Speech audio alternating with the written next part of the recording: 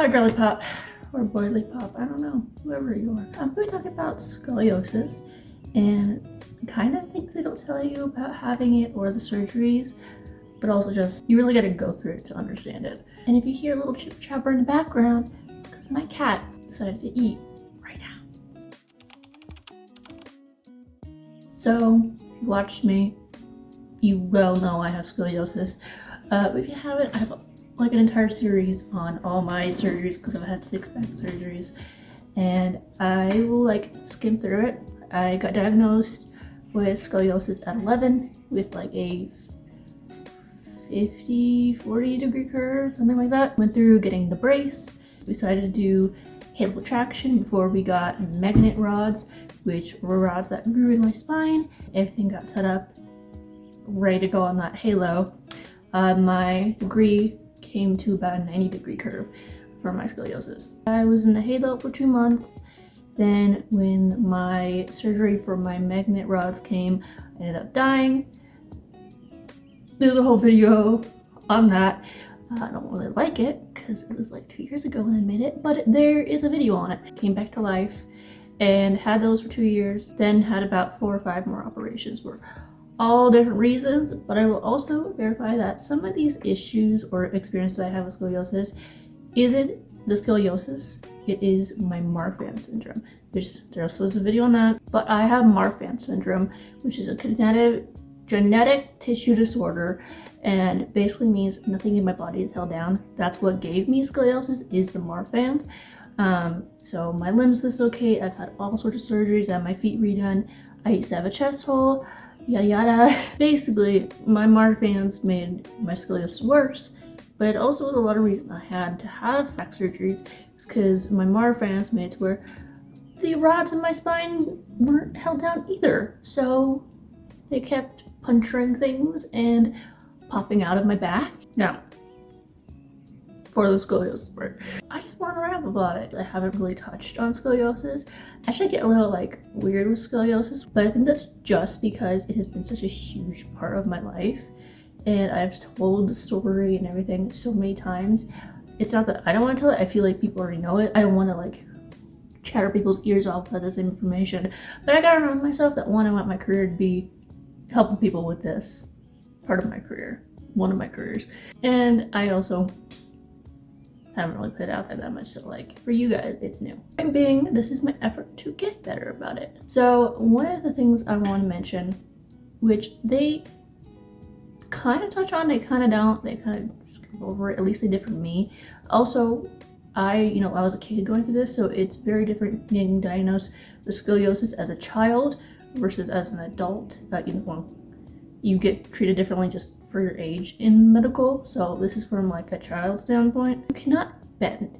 You logically know that. Obviously, if you're having rods put in your spine, you should know that you're not gonna move your spine after that. But it's more so, you don't realize until it's gone how much you use your spine to move. First had the rods put in, I didn't notice the difference because obviously my story is a little wonky, but I was just dealing with all the pain and adjustments that I didn't realize how differently I was moving, and I had to relearn how to move. They do kind of tell you about that, and I know they do encourage you to go to physical therapy to help teach you how to move, but I did not go to physical therapy because I don't really like physical therapy for myself.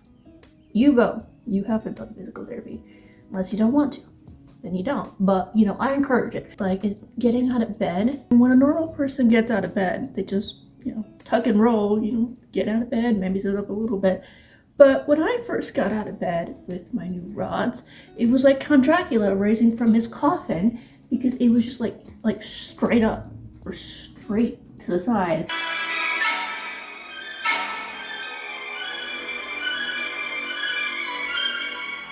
Strange, frustrating experience, because I did not realize how angry I would get in my body for just not moving the way I'm used to. Bending over, I can't bend over, and you have to learn how to re-pick up things. I mean, technically it is the proper way to do it because you're not supposed to be bending your back everywhere, but you don't really get a choice. I complain because it's annoying, but I'm happy to be alive. mind you. So I will add that, but let me complain. And again, my story is a little different. I'm aware that mine is 10 times worse than a normal person with scoliosis, because when I did have my first 2 sets of rods, I did have some mobility. I did dance a little bit. I was able to move a little bit more. I could move my hips a teeny bit, but because my rods kept lifting out of my spine, they had to, infuse my hips as well. So technically, right now, I have 4 sets of rods because I have rods in my hips. So I'm even more like Bobby. I can't move my hips at all. It's horrible. So I really, really cannot bend. I will snap like a twig. I have really, really bad blood circulation from my heart and renounce, and then I have arthritis as well, on top of being underweight. So I know the cold could affect me way worse, way differently than just someone with normal body and scoliosis. I will add that for some reason, whatever it is, maybe it's just me, the cold is so much more brutal. It literally feels like the rods freeze in your spine and are freezing you from the inside out. And that is definitely one they never told me about. I'm like, doesn't make sense because the body, the internal temperature ain't get that low, but it really feels like you're freezing from the inside out. Same thing I can think of that would be the cause of it, because I just roll with it. I don't ask questions about it. I just have it experience, is that the muscles are contracting and tensing because of the cold, and then it's pushing the rod into your spine or into your muscles more, so that when you're cold, it starts shooting more nerves. So that's something more than likely is happening. And it's horrible. Another one, which is sort of like not being able to move, is not being able to stretch or crack your back. What I would do to be able to crack or stretch or anything my back, my favorite saying to people is, can you please hit me in the back with a rock? Because I swear that would feel good. Like, I'm at the point where if you just bashed my back, I probably would be in heaven, maybe for 2 seconds until the pain kicks in, but I will take those 2 seconds. There's no stretching at all. I have to manually stretch my hips. I have to take my legs and pull them as hard as I can. I have to pull it and pull my upper body out to try and release the pressure in those muscles, which is stretching. Can't arch my back, of course, so there's no yoga. I don't know if it's the fusion or if it's just the lack of flexibility in my ass, but I can't bend down at all, an insane amount. Let me show you. This is me bending.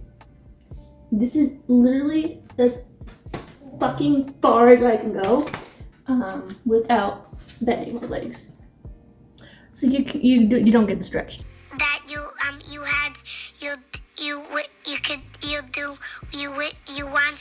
Also, again, with my Marfans, if I were to start stretching, I probably would pop something out. So it's just not in the cards for me. Another one is the scar issues, which this is just any surgery. I've had so many different scars, and I've had so many different experiences with the main back scar that it's faded in some areas but not any other. I think I've mentioned it previously. I'll mention it again. I love scars and I want them to last as long as possible. And I do know that I do not take the best care of them. Like I've said, I pick at them so that they will last longer. Please don't do that. It's not good for you. The gauze will get stuck in your scar and then you have to rip the gauze. It's basically intertwined in your body. I'm sorry if this is graphic.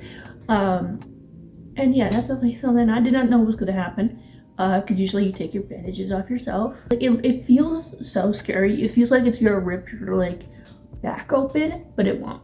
And unless it's on a nerve, or a really, really fresh cut, it really doesn't really hurt. It just feels really weird, and it's something I used to get really scared of it hurting. It will sometimes intertwine into the scab, so you'll reopen that wound a teeny bit. but you're fine. It's fine. There is, I don't know the word for it. I'll put it here. And this is only, I'm assuming, I think it's only if you reopen it multiple times or like it has trauma of some sort. That is when the scar like bubbles and thickens. I don't know what the hell it does, but it like becomes a really weird texture. And I loved it as a kid because I thought it made me have like a dragon tail and I thought it was really cool. Fortunately now it is gone, I think. I had staples in my spine when I died because they needed to close me up really quickly.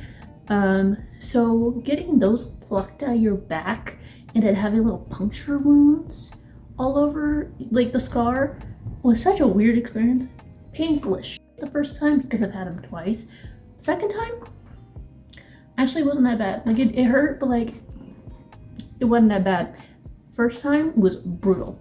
I don't know what the difference was, but it was brutal. Scars itch like a when they heal. Please don't itch your scars when they're healing. When they're healed, it's fair game. Just, you know, give it the weeks that it needs.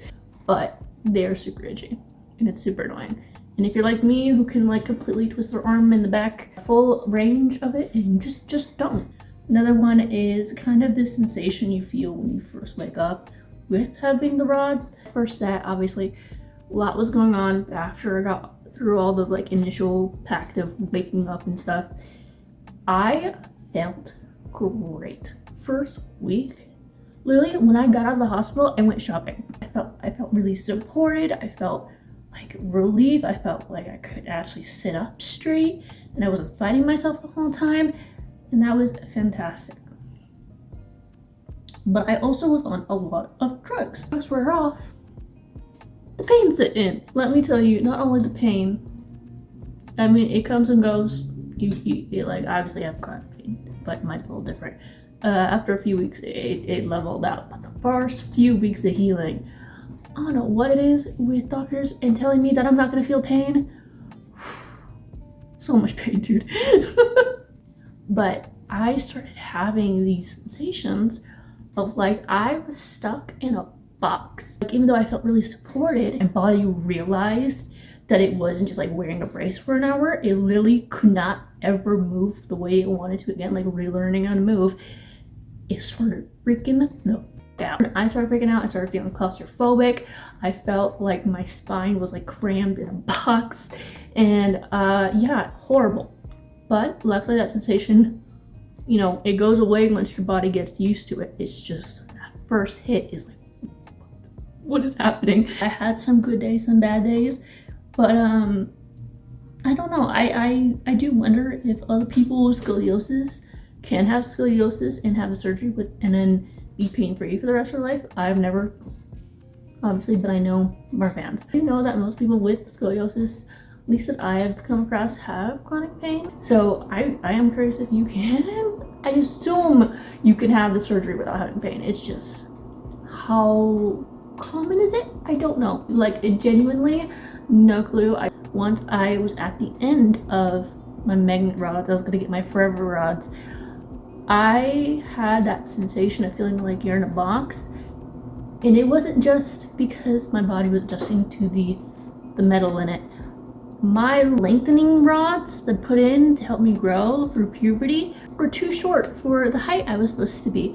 I was supposed to be like 5'8", 5'9", maybe 5'10" if I was lucky, and I am 5'6". I felt my spine like trying to grow and being held. You know what it feels like to have your bones grow and then I'm just being stuck? You ever see an animal getting their ears stalked? Like, it was horrible. But again, very rare to happen, very rare to get the growing rods.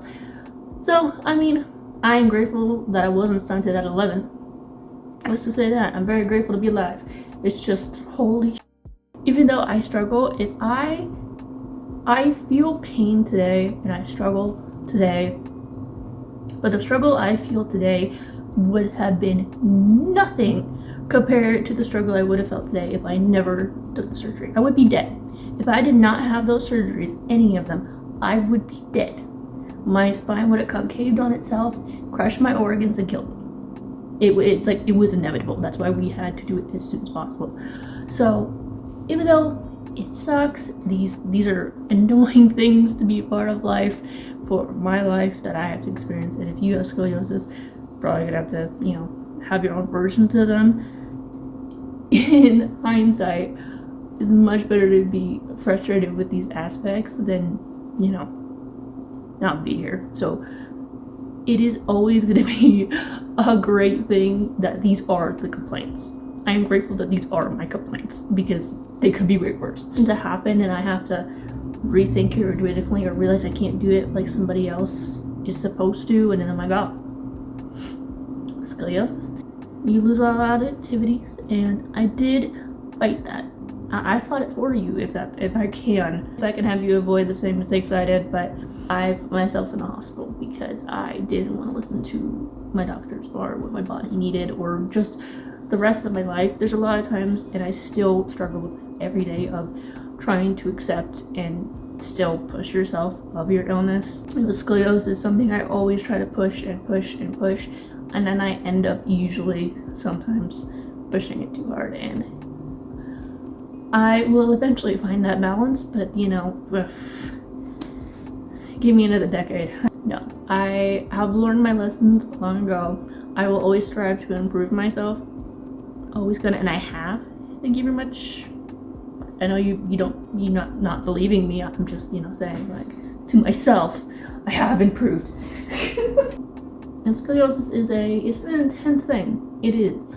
Luckily that it is so much more open, and people talk about it, and people are more aware that they have it. I think it is interesting that a lot of people don't realize they have scoliosis, because even if you do have only, like, not only, because all of it's intense, but you know, like maybe just a slight curvature, it's still gonna affect you. It's still gonna hinder you, and it's so important to get it checked and be aware of what it looks like for you. Like we figured out I have scoliosis because we noticed that, like, I was hunching over a lot, and you could kind of see my spine through my body because I've always been small, and it looked like the line, you know, your line in your spine was kind of a little to the left, and my body kind of looked a little weird, and you know, I didn't ever really sit up, and you know, got that checked.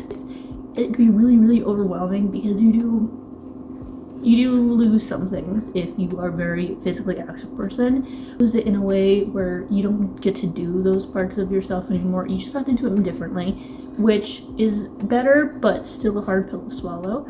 And it all just takes time and growth with it. And yeah, those are just some things I experienced with scoliosis, which are, a lot of them are given, but again, I just wanted to ramble about it. And you got this. If you are going to have surgery, I have had some people, kids, adults, be like, oh, I'm gonna have surgery, like, advice, what is it like? And it is scary for anybody, adult, young, but I will always encourage people to have it, especially if it is, like, to the point where it's gonna hinder your life if you don't, and that it's gonna suck. It really is. It sucks. It's annoying. It's frustrating. It's really painful, but you can handle it, and it is temporary. Even if the rods in your spine are forever, the experiences you have with them and the emotions you feel with them are only temporary. 1 year you could not even notice they're in your spine. 1 year you could feel like you're gonna die. During surgery you could be so overwhelmed and scared, and then wake up totally fine. You know, every experience is going to be different, even if it's with the same thing. Even if you have the same relationship, that relationship with that item or situation is going to change. And just remind yourself that, like, if you feel scared, if you feel really overwhelmed, it's not forever, and that the emotion will pass, and that, you know, you're taking, you know, big kid steps, big adult steps for the rest of your life, because it is a, you know, it's a big solution. It is a big long-term choice that only you know if you want to make. But whatever you choose with your body, you got this, and there are going to be such amazing factors of it and some shitty factors of it. And if it goes wrong, if it goes amazingly, either way, You're gonna thrive from it. You're gonna learn from it and you're gonna thrive from it. Get it done. Get it done. And if you have scoliosis or gonna have surgery or did have surgery, please comment below your experiences before, after, middle. I don't do it. I don't any part of it. Thank you for listening and watching. Bye.